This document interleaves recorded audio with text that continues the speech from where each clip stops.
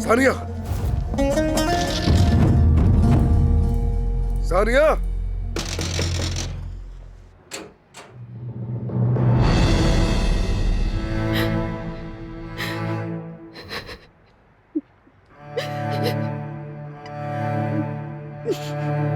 अब्बास चाचा ने किया ये सब कुछ?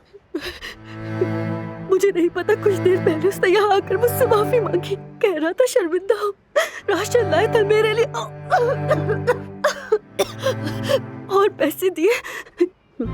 वो वाकई शर्मिंदा था, मुझसे माफी की भीख मांग रहा था। वो मुझसे कह रहा था कि वो मेरा ख्याल रखना चाहता है।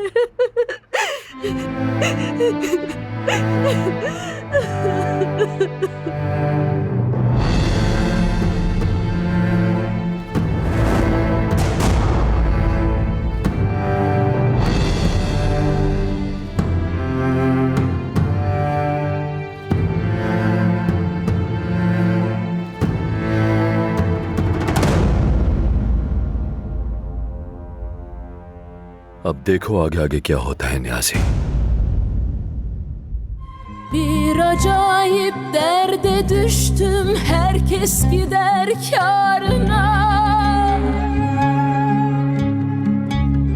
Bugün buldum, bugün yerim, hak kerimdir yarına. Zerrece tamahım yoktur şu dünyanın varına.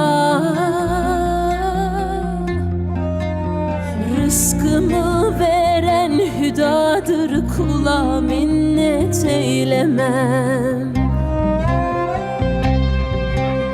Rızkımı veren hüdadır,